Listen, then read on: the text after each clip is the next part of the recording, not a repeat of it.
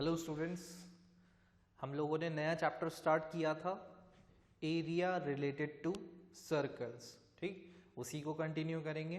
ठीक, मैं क्वेश्चन लिखवा देता हूं आपको, आप क्वेश्चन लिखें, पेपर पेन रेडी कर लें। ठीक है,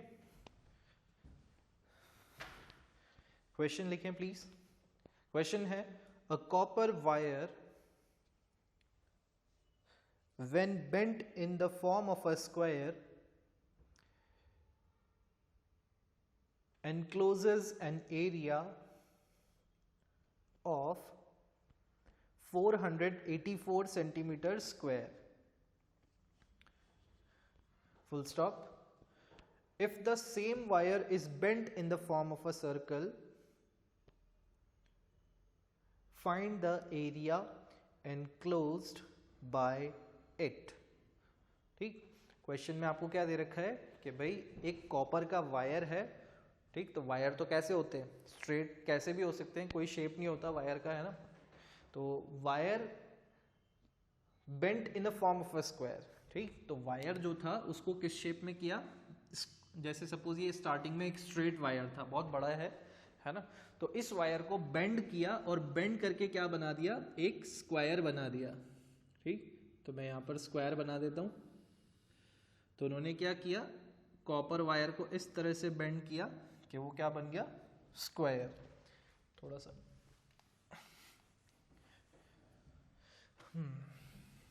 तो यहां पर हम इस वायर को बेंड करके स्क्वायर बना रहे हैं। ठीक है, तो यहां से ये शेप, पहले वायर था, फिर वायर से आपका ये बन गया स्क्वायर शेप में। ठीक है, ये आपको क्वेश्चन में दे रखा है कि उसको स्क्वायर शेप में बेंड कर दिया। और फिर आगे दे रखा है encloses an area of 484 centimetre square. तो ये जो एरिया एनक्लोज कर रहा है, मतलब इस पूरे स्क्वायर का जो एरिया है वो कितना है, 484 सेंटीमीटर स्क्वायर। ठीक है, इतना एरिया दे रखा है। अब उन्होंने बोला, फिर आगे उन्होंने क्वेश्चन में हमको बताया, if the same wire is bent in the form of a circle, और सेम उसी वायर को लिया वापस से, और अब उसको किस शेप में बेंड किया गया, उसको बेंड किया गया in the form of a circle. Circle की शेप में उसको बेंड कर दिया। ठीक, सेम वही वायर लिया है जो यहां पर लिया था, उसी वायर को अब सर्कुलर शेप में बेंड कर दिया है। ठीक, तो वो आपसे पूछ रहे हैं कि इसका कितना एरिया होगा, ये जो सर्कुलर शेप है ये कितना एरिया एनक्लोज कर रहा होगा, ये हमें पता लगाना है। ठीक, तो भाई आप देखो, अगर सर्कल का एरिया कैलकुलेट करना होता है तो हमें क्या चाहिए होती है, हमें चाहिए होती है उसकी रेडियस। तो हमें यहाँ पर आर पता लगाना होगा, है ना। लेकिन ना तो हमें आर पता है, ना ही और कोई इन्फॉर्मेशन है सर्कल से रिलेटेड, तो कैसे करेंगे इसको। ठीक, तो यहाँ पर देखें, एक चीज़ हमें पता चल सकती है। ठीक, तो स्टेप बाय स्टेप देखते हैं कैसे होगा, है ना। मैं इस वायर को यहाँ से थोड़ा सा इरेज कर रहा हूँ। देखिए, तो सबसे पहले वायर था, वायर की कुछ लेंथ रही होगी, हमें नहीं पता कि कितनी थी, है ना। हमने मान लिया कि उसकी लेंथ जो थी वो क्या थी, एल यूनिट्स थी सपोज। ठीक, एल सेंटीमीटर ले लो चाहो तो, है ना। तो एल सेंटीमीटर, अब एल सेंटीमीटर का वायर यहां पर बेंड करके स्क्वायर शेप में कर दिया। तो सपोज वायर यहां से स्टार्ट हुआ, ए पॉइंट से बेंड करा, इधर बेंड किया, इधर बेंड किया, इधर, और वापस इधर लाके ही ज्वाइन कर दिया। ठीक, तो ये जो पूरी लेंथ होगी इसकी, वो कितनी होगी भाई, वायर ही सेम एल सेंटीमीटर का वायर यूज किया, तो इस स्क्वायर की जो बाउंड्री होगी वो कितनी होगी, एल सेंटीमीटर ही होगी, है ना। चलिए, तो हमें पता ये है, ठीक, कि जो साइड है, जो पेरीमीटर है स्क्वायर का, ठीक, वो कितना है, एल सेंटीमीटर है। क्लियर है। अब यहां पे हमको दे क्या रखा है, लेकिन information, area of square, area of square given है, और एरिया ऑफ स्क्वायर हमें दे रखा है 484 सेंटीमीटर स्क्वायर। तो एरिया अगर पता हो स्क्वायर का, तो क्या हम उसका साइड कैलकुलेट कर सकते हैं। तो हमें ये साइड पता लगानी है। तो वी नो, हमें पता है दैट एरिया ऑफ स्क्वायर क्या होता है, एरिया ऑफ स्क्वायर, मैं नीचे लिख देता हूं यहां पर, इसको इरेज कर देते हैं यहाँ से। Area of square is equals to side square, side into side या फिर साइड स्क्वायर बोल दें, ठीक है। तो साइड तो हमें पता ही नहीं है, तो यहाँ पर क्या हो जाएगा, side square is equals to 484। ऐसे समझ लें कि हमने वैल्यू पुट कर दी है, बस मैंने इसको इधर लिख दिया साइड स्क्वायर को और एरिया ऑफ स्क्वायर को इधर लिख दिया है, ठीक। तो साइड पता लग जाएगी हमको इससे, ठीक। तो साइड क्या हो जाएगी यहाँ पे, भाई साइड स्क्वायर है तो साइड कैसे निकलेगी, स्क्वायर रूट लेना पड़ेगा दोनों साइड पे, तो दोनों साइड स्क्वायर रूट लेंगे तो ये तो स्क्वायर पावर कैंसिल और इधर आ जाएगा स्क्वायर रूट ऑफ 484। तो साइड अगर हम यहाँ देखें तो आपको पता होगा कि 484 जो है वो 22 का स्क्वायर होता है, ठीक है। 22 का स्क्वायर होता है, आप कैलकुलेट करके देखिएगा, है ना, आपको पता चल जाएगा। तो 22 हमारी क्या आ गई यहाँ पर, side, side of what, side of square. मैं पूरा लिख देता हूँ यहाँ पर, साइड ऑफ स्क्वायर, जो हमारा स्क्वायर बना हुआ है यहाँ पर उसकी साइड हमें पता चल गई 22 सेंटीमीटर। तो ये एक साइड 22 है तो ये भी हमारी 22, ये भी 22, चारों साइड्स ही क्या हो जाएंगी 22, क्योंकि स्क्वायर में सारी साइड्स क्या होती है, इक्वल होती है। अब आप देखो हमें पता चल गया कि वायर की लेंथ कितनी हो गई, 22 प्लस 22 प्लस 22 प्लस 22, क्योंकि ये L सेंटीमीटर का वायर ही तो बेंड करा है यहाँ पर, ठीक। तो लेंथ ऑफ वायर क्या हो जाएगी यहाँ पे, लेंथ ऑफ वायर, तो लेंथ ऑफ वायर हमारी यहां पर हो गई 4 इंटू साइड, मतलब 4 into 22, that is equals to, ये हो जाएगा हमारा 88 सेंटीमीटर, ठीक है। तो वायर की लेंथ हमें पता चल गई कि कितनी है, 88 सेंटीमीटर है। भाई यहां पर लिख दूं मैं, है ना, डायग्राम में, तो L इज इक्वल्स टू हमारा पता चल गया हमको 88 सेंटीमीटर, ठीक। या फिर इसको नहीं लिखते हैं ना, ताकि आप जब नोट डाउन करेंगे तो आपको ध्यान रहेगा कि हमने इसको ऐसे मान लिया था, ठीक है। तो लेंथ ऑफ वायर हमने कैलकुलेट कर ली। अब देखो सेम इसी वायर को हमने यूज किया सर्कल बनाने के लिए, तो इसका मतलब ये जो वायर यहाँ पर लगा हुआ है, सपोज इस पॉइंट से स्टार्ट किया और यहाँ से ऐसे वापस इधर आ गए, तो ये जो वायर की लेंथ है कितनी थी, 88 सेंटीमीटर, वही तो हमने यूज किया है यहाँ पर, ठीक। तो सरकमफेरेंस ऑफ सर्कल क्या हो जाएगा हमारे, circumference of circle is equals to length of wire, wire की लेंथ के बराबर ही है लेंथ ऑफ वायर, ठीक है, ये WIRE wire, which is equals to 88 centimetre. तो इसका मतलब जो सर्कल का सरकमफेरेंस है वो कितना है हमारा, 88 सेंटीमीटर, और हमें पता है circumference of circle is equals to क्या होता है, 2πr, ठीक है, फॉर्मूला देख चुके हैं हम पहले ही। तो C की वैल्यू 88, 2 एज इट इज, पाई की वैल्यू 22/7, और R हमें फाइंड आउट करना है, रेडियस तो पता लगाना पड़ेगा ना, तभी तो एरिया निकलेगा।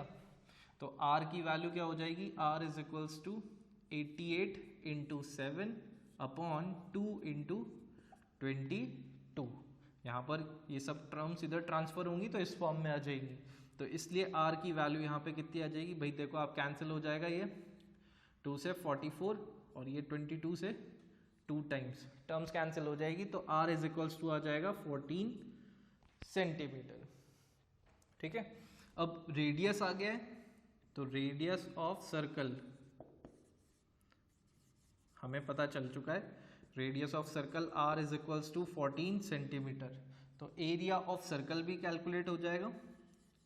तो एरिया ऑफ सर्कल जो है आप खुद से कैलकुलेट करें, फॉर्मूला मैं लिख के देता हूं यहाँ पर, फॉर्मूला है πr², ठीक। आप वैल्यू कैलकुलेट करें, है ना, और इसको नोट डाउन करें, देखते हैं क्या आता है आंसर।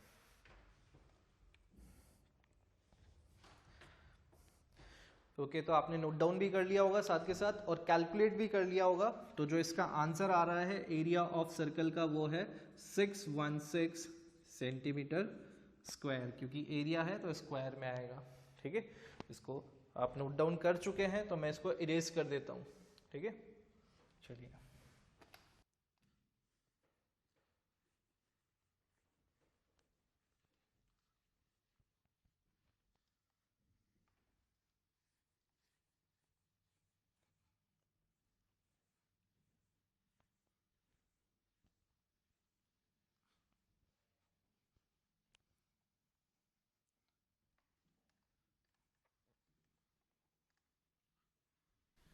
इस चैप्टर में आपके बहुत सारे कॉन्सेप्ट्स यूज़ होते हैं, है ना, तो काफ़ी सारी पुरानी बातें भी यूज़ होंगी बचपन में जो आपने पढ़ी हैं, दिमाग पूरा खुला रखना पड़ेगा आपका। चलिए नेक्स्ट क्वेश्चन लेते हैं। नेक्स्ट क्वेश्चन लिखें please. 2 circles touch externally, full stop, the sum of their areas is 130 pi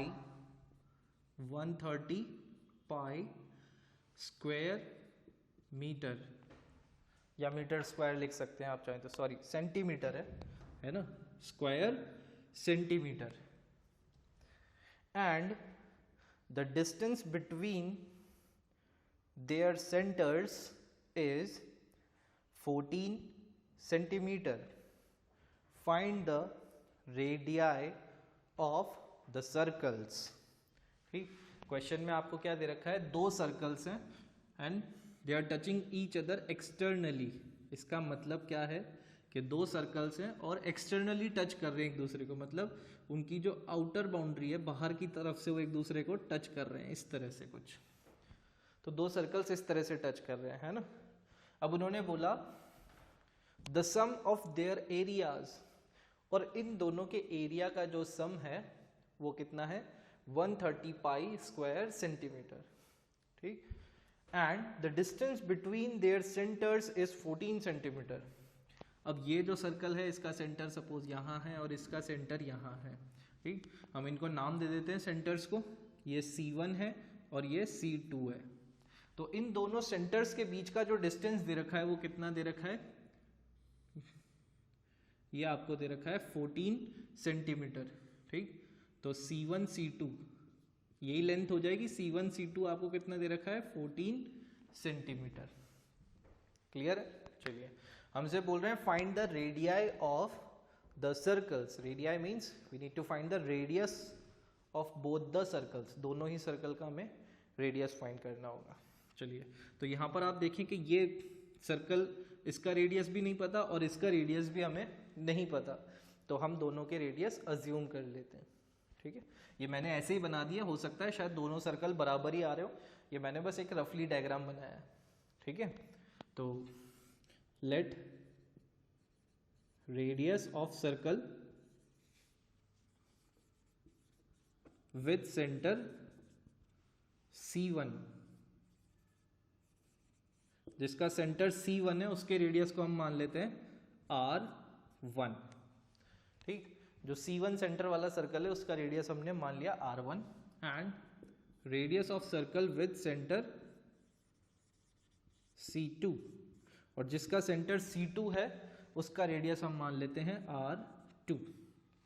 ठीक है, तो यहाँ ये जो पॉइंट है, सपोज ये O पॉइंट है या कुछ भी आप ले सकते हो, A ले लिया हमने सपोज, तो यहाँ पर C1A की वैल्यू हमारी कितनी है, R1, और C2A की वैल्यू है हमारी R2।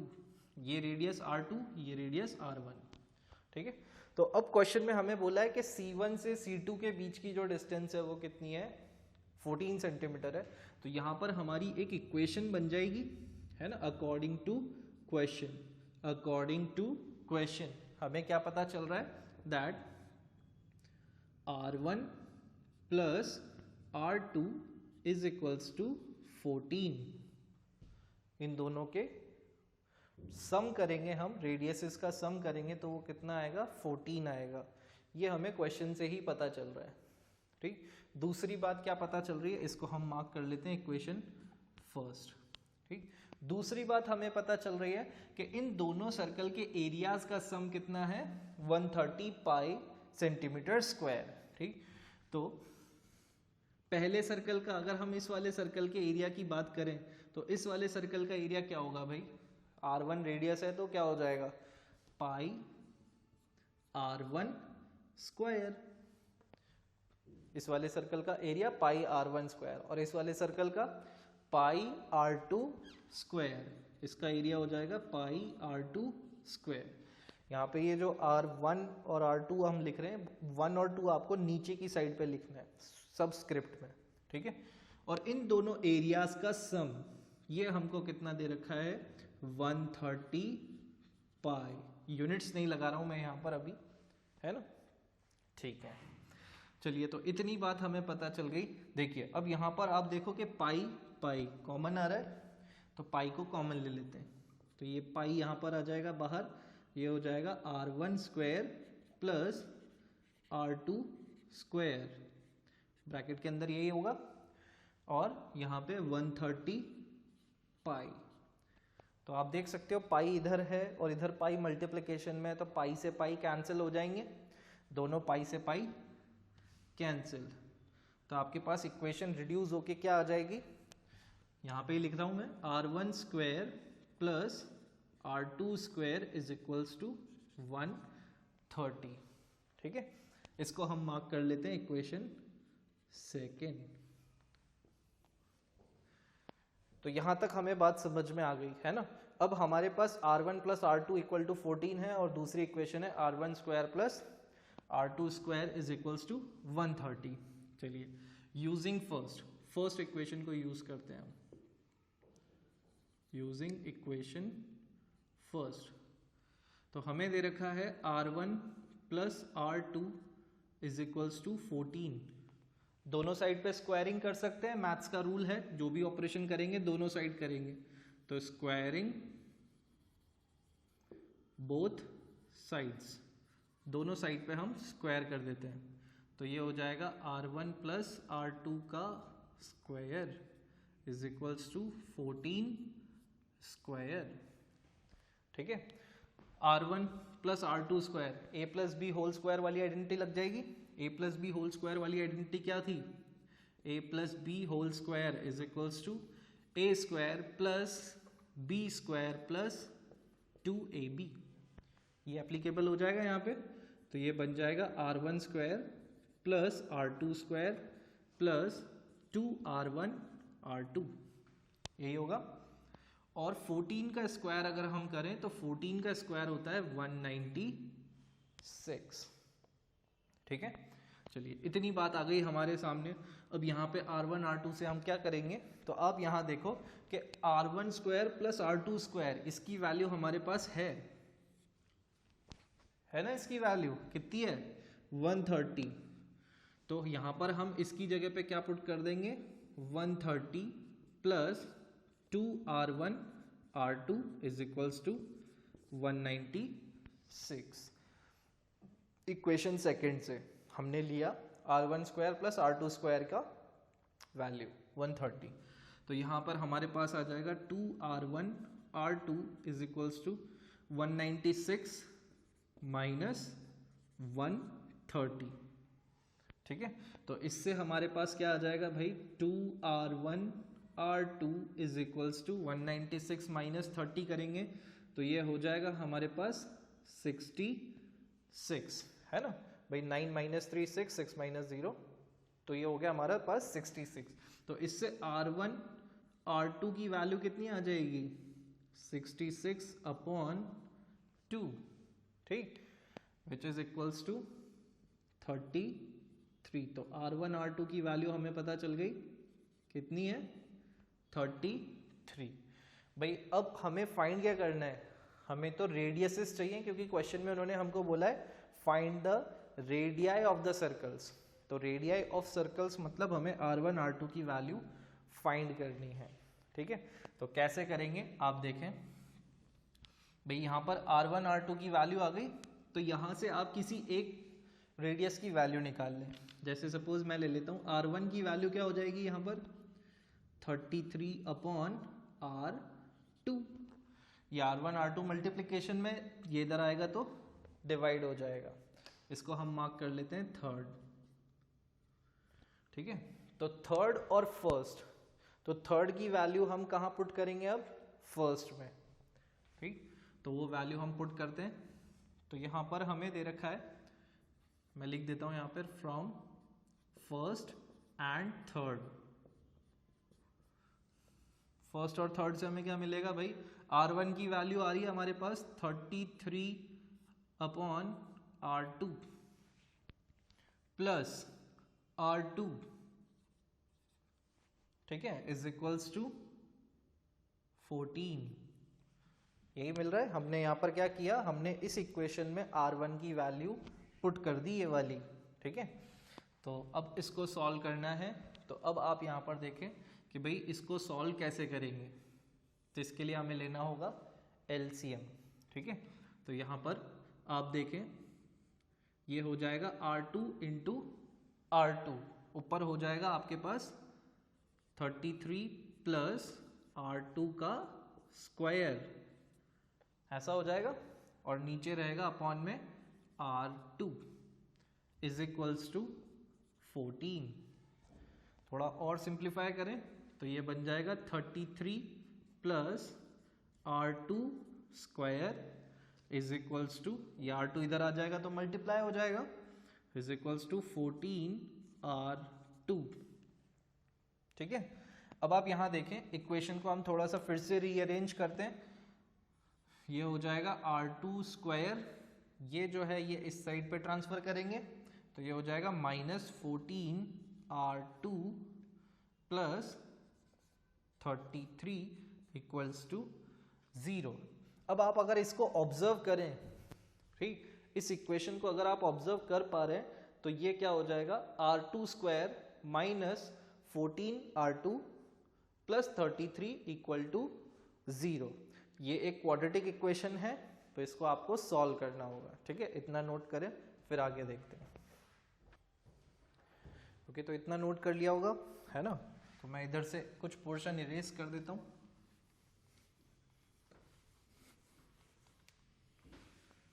और आई होप कि आपने शायद कैलकुलेशन सॉल्व भी कर ली होगी। अब तक तो आपकी R1 R2 की वैल्यू आ गई होगी, है ना। नहीं आई है तो अभी भी ट्राई करें कि R1 R2 की वैल्यू क्या आएगी।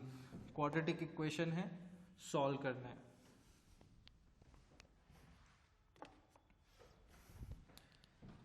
चलिए, तो हमारे पास यहाँ पे आ गया R2 का square minus 14R2 plus 33 is equals to 0, ठीक है। तो यहाँ पर आपका क्वाड्रेटिक इक्वेशन है, स्प्लिटिंग द मिडिल टर्म लगा सकते हैं हम, ठीक। तो by splitting the middle term,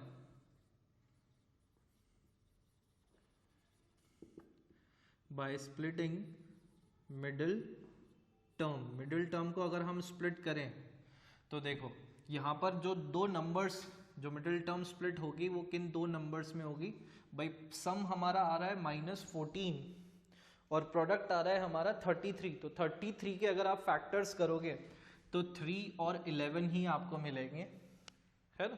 तो इसी से आप देखो 3 और 11 से 14 बन सकता है, लेकिन प्रोडक्ट जो है पॉजिटिव है और सम जो है वो नेगेटिव है। तो इसका मतलब दोनों नंबर्स क्या होंगे, नेगेटिव। तो ये हो जाएगा -3R2 और -11R2, इसमें स्प्लिट हो जाएगा, प्लस 33 इक्वल टू 0। यहाँ से आप कॉमन ले सकते हो R2 को, तो R2 कॉमन लेंगे तो यहाँ बचेगा R2 - 3। यहाँ से आप कॉमन ले सकते हो -11, तो यहाँ बचेगा R2 - 3 equals to 0। Minus sign common लिया है ना, तो इधर ये प्लस की जगह क्या आ जाएगा, माइनस। तो ये हमारा अब बन गया R2 - 3। इस पूरे में से आपने R2 - 3 कॉमन ले लिया, तो इधर बचेगा इस टर्म में R2 और इधर बचेगा -11 इक्वल्स टू 0, ठीक। तो अब आप यहाँ पे देखें कि अगर हमको यहाँ से R2 की वैल्यू निकालनी है तो क्या करेंगे। एक बार आप करेंगे R2 - 3 equals to 0 and R2 - 11 equals to 0। तो यहाँ से हमारे पास R2 की वैल्यू आएगी 3 और यहाँ से हमारे पास R2 की वैल्यू आएगी 11, ठीक। तो दो वैल्यूज आ गई हैं R2 की, एक 3 और एक 11। ठीक, तो यहाँ पर क्या होगा देखो भाई, एक एक करके हम वैल्यूज निकालेंगे। When R2 is equals to 3, अब R2 is equals to 3 होगा तो R1 क्या होगा भाई, R1 क्या था हमारे पास, R1 कैसे निकलेगा, यहां से आप चाहो तो इधर से निकाल लो, है ना। R1 क्या था हमारे पास 33/R2, तो R1 क्या हो जाएगा, R1 is equals to 33/3 which is equals to 11 centimetre. जब R2 3 सेंटीमीटर है तो R1 क्या होगा 11 सेंटीमीटर होगा। और when R2 is equals to 11 centimetre तो R1 क्या हो जाएगा, R1 हो जाएगा 33/11 which is equals to 3 centimetre. ठीक, तो आप देखो यहाँ पर कि वैल्यूज कैसी आ रही है, जब R2 3 है तो R1 11 है, और जब R2 11 है तो R1 3 है। तो इसका मतलब जो दोनों रेडियस हैं वो एक्सचेंज हो सकते हैं ना, हो सकता है एक सर्कल का रेडियस क्या हो 3 हो तो दूसरे का क्या होगा 11, है ना। तो हमें यही समझ में आ रहा है कि भाई एक सर्कल का रेडियस क्या होगा 3 होगा तो दूसरे का क्या होगा 11। इन दो बातों से यही पता चल रहा है। ठीक है, इसको नोट डाउन कर लें।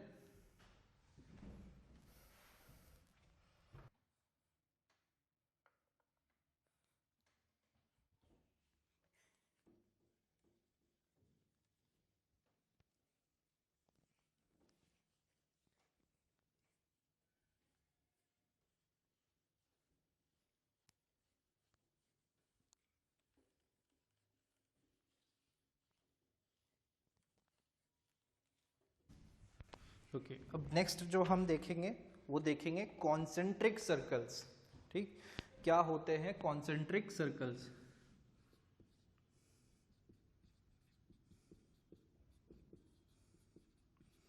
कॉन्सेंट्रिक सर्कल्स, ठीक है।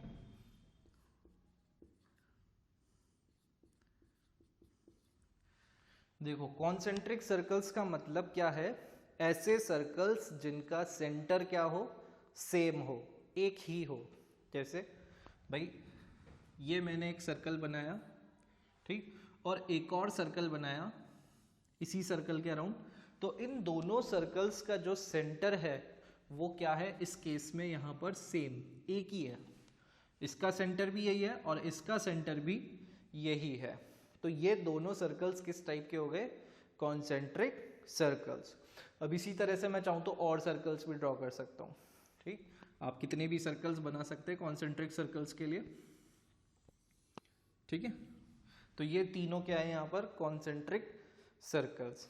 अब इससे रिलेटेड हमें एक बात पढ़नी है। ठीक, तो उसके लिए मैं आपको इस वाले सर्कल को इरेज कर देता हूँ यहाँ से।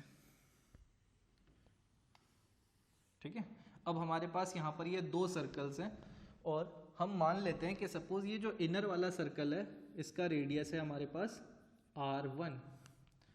ठीक है, चाहो तो आप स्मॉल r ले लो या R1 R2 कर दें, है ना। और ये जो दूसरा वाला सर्कल है इसका रेडियस है R2। तो दो सर्कल्स हैं। अब आप देखो यहाँ पे अगर आपको ये पोर्शन का फाइंड करना हो एरिया तो ये कैसे निकलेगा। ठीक, ये जो मैंने शेडेड किया है इस पोर्शन का एरिया फाइंड करना हो तो कैसे निकलेगा। देखें भाई ये जो पोर्शन मैंने शेडेड किया है इसे बोलते हैं एरिया ऑफ रिंग। इस पोर्शन को रिंग पोर्शन बोलते हैं। अंगूठी जैसा दिख रहा है ना, बीच में से खाली माना जाता है इसको, है ना। और यहाँ सिर्फ शेडेड पोर्शन है तो इसे रिंग शेप बोला जाता है। ठीक, तो एरिया ऑफ रिंग अगर आपको कैलकुलेट करना है तो कैसे कैलकुलेट करेंगे, इसका कॉन्सेप्ट लगेगा area of outer circle minus area of inner circle. Outer circle यानी कि बड़े वाले सर्कल में से आप ये छोटे वाले सर्कल को हटा दोगे तो बचा हुआ पोर्शन क्या आएगा, ये शेडेड पोर्शन। ये बचपन में आपने पेपर कटिंग में किया होगा खूब, है ना, कि पूरा बड़ा सर्कल, उसमें से बीच में से एक सर्कुलर पार्ट काट दें, हटा दें, तो ये बचा हुआ शेडेड पोर्शन ही रह जाएगा। तो उसका एरिया कैलकुलेट करने के लिए ये कॉन्सेप्ट लगेगा। तो अगर हम आउटर सर्कल के एरिया की बात करें तो आउटर सर्कल का रेडियस ही R2 है, तो क्या हो जाएगा पाई R2 square minus inner circle का रेडियस R1 है, तो ये हो जाएगा पाई R1 स्क्वायर। ठीक है, आप पाई कॉमन ले सकते हैं, तो पाई कॉमन लेंगे तो ये हो जाएगा R2 square minus R1 square. ठीक है, आप चाहे तो यहीं पे छोड़ दें, यहाँ तक ही फॉर्मूला कंसिडर कर लें, या फिर और आगे देख सकते हैं। तो क्या होगा भाई, पाई है और ब्रैकेट में a square minus b square applicable होगा, a square minus b square, तो ये क्या बन जाएगा a plus b into a minus b. तो आप चाहें तो यहाँ तक एक्सटेंड कर लें या यहाँ तक, दोनों में से कोई सा भी फॉर्म यूज करें फॉर्मूले की, आंसर सेम ही आएगा। ठीक है, इसको नोट कर लें।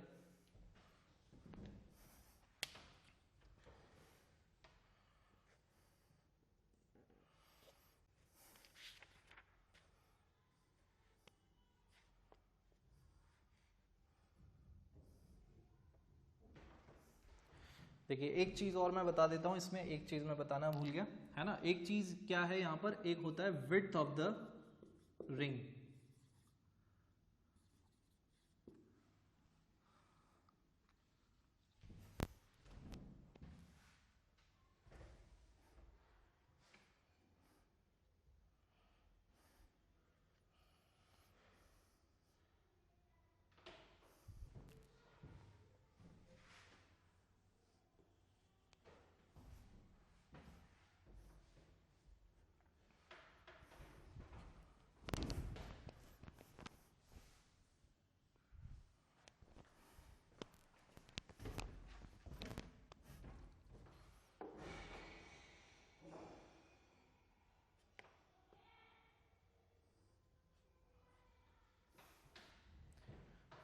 ओके, नोट कर लिया होगा आपने, है ना। चलिए इस पे एक क्वेश्चन लेते हैं और क्लास फिनिश करते हैं।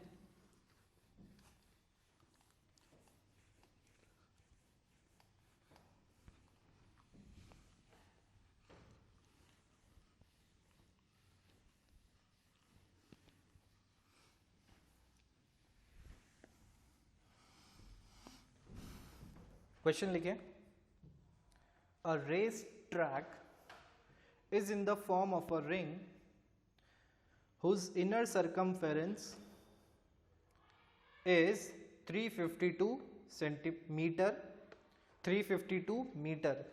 and the outer circumference is 396 meter. Find the width of the track. ठीक है, क्वेश्चन में आपको क्या बोला जा रहा है कि एक रेस ट्रैक है। रेस ट्रैक आपने देखी होगी, ठीक। तो यहाँ पर इस तरह से एक सर्कुलर रेस ट्रैक है ना। तो यहाँ पर इस पोर्शन में, ये जो पोर्शन है रिंग पोर्शन है, यहाँ पर जो है स्प्रिंटर्स रन करते हैं या जो भी पर्सन होता है एथलीट, ठीक है। तो ये रेस ट्रैक है जो शेडेड पोर्शन है। अब इन्होंने बोला था इनर सर्कमफेरेंस इज 352 मीटर। जो इनर सर्कमफेरेंस है, मतलब जो इनर सर्कल है उसका सर्कमफेरेंस आपको दे रखा है, इनर सर्कमफेरेंस वो आपको दे रखा है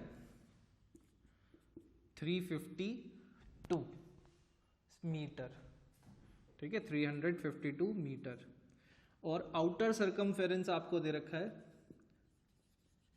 आउटर सर्कमफेरेंस, ठीक है। हमने इसको C1 C2 से डिनोट कर लिया, इनर को C1 से और आउटर को C2 से। ये आपको दे रखा है 396 मीटर, 396 मीटर, ये इंफॉर्मेशन गिवन है। और कह रहे हैं आपसे find the width of the track. Width of the track पता लगानी है, विड्थ ऑफ ट्रैक। अब ये विड्थ ऑफ ट्रैक से क्या मतलब है यहाँ पर, ठीक, ये हमें पता लगाना है, ठीक। तो विड्थ ऑफ ट्रैक का मतलब है कि ये जो शेडेड रीजन है ये कितना चौड़ा है, ठीक, कितना चौड़ा है। जैसे भाई अगर ये स्ट्रेट पाथ होता तो स्ट्रेट पाथ में ये जो डिस्टेंस होता है इसी को हम बोलते हैं width of the track, width of the road. ठीक, तो यहाँ पे सर्कुलर पोर्शन है, तो हमें पता लगाना है कि ये वाला जो डिस्टेंस है ये कितना है। ठीक, यही हमारी कहलाएगी विड्थ ऑफ द ट्रैक। ठीक, तो विड्थ ऑफ द ट्रैक पता लगाने के लिए हमें क्या चाहिए, हमें चाहिए इनर रेडियस R1 और हमें चाहिए दूसरा R2 आउटर रेडियस। तभी तो R2 में से अगर R1 माइनस करेंगे तो विड्थ ऑफ ट्रैक हमारे पास आ जाएगी, है ना। तो विड्थ ऑफ ट्रैक कैसे कैलकुलेट होगा हमारा, R2 माइनस R1। ठीक है, तो विड्थ ऑफ ट्रैक कैलकुलेट करने के लिए outer radius minus inner radius करना होगा, और दोनों ही रेडियसेस हमें पता नहीं है तो वो हम पता लगाएंगे कि कितने कितने होंगे। चलिए पता लगाते हैं। भाई सरकमफेरेंस है C1 हमारे पास है। ठीक, we know that C1 is equals to 2 pi R1, यही होगा। हमने मान लिया यहाँ पर, आप लिख ले statement, let radius of inner circle,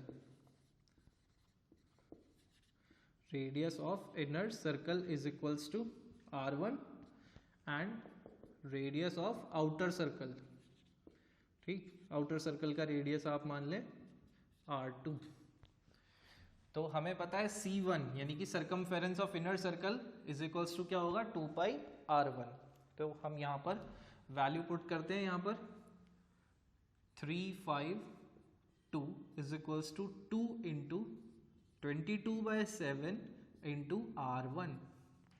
तो इससे अगर हम R1 कैलकुलेट करें तो R1 इज इक्वल्स टू क्या हो जाएगा, 352 इंटू 7 अपॉन 2 इंटू 22। ठीक है, आप इसको कैलकुलेट कर सकते हैं। तो यहाँ पर ये 22 11 से कैंसिल हो जाएगा और ये भी 11 से कैंसिल हो जाएगा, ये 11 से 2 टाइम्स कैंसिल होगा और ये 11 से 32 टाइम्स कैंसिल होगा। ठीक है, नीचे 4 हो जाएगा, 2 इंटू 2 4, ये 8 टाइम्स कैंसिल हो जाएगा। तो R1 आपके पास आ जाएगा पूरा 56 मीटर। मैंने डायरेक्ट लिख दिया है, आप कैलकुलेशंस करिएगा, है ना, खुद से। चलिए, तो रेडियस ऑफ इनर सर्कल हमारे पास आ गया, radius of inner circle R1 is equals to हो गया 56 मीटर। अब हमें पता है कि जो आउटर सर्कमफेरेंस है वो क्या होगी, 2 पाई R2। ठीक है, तो 2 पाई R2, तो C2 की वैल्यू हमारे पास है 396 is equals to 2 into 22/7 into R2। ये तो फाइंड करना है, तो R2 क्या हो जाएगा, R2 is equals to 396 into 7 upon 2 into 22। मैंने क्या किया, टर्म्स को उधर ट्रांसफर करा है ना। तो यहाँ पर अगेन आप देखो, ये 22 11 से कैंसिल होगा 2 टाइम्स और ये कैंसिल होगा 36 टाइम्स। ठीक है, अगेन 4 बन जाएगा, 2 2 जा 4 और ये 36 9 टाइम्स कैंसिल हो जाएगा, तो 9 इंटू 7 63 मीटर। तो आउटर रेडियस हमारे पास आ गया 63 मीटर।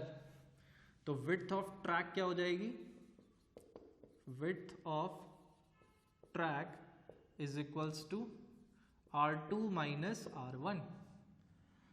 R2 है हमारे पास 63 माइनस 56, तो अगर हम इसे कैलकुलेट करेंगे तो ये आएगा हमारे पास 7 मीटर। तो इसका मतलब जो विड्थ ऑफ ट्रैक हमारी आ गई वो कितनी आ गई, 7 मीटर। इसे नोट डाउन कर लें।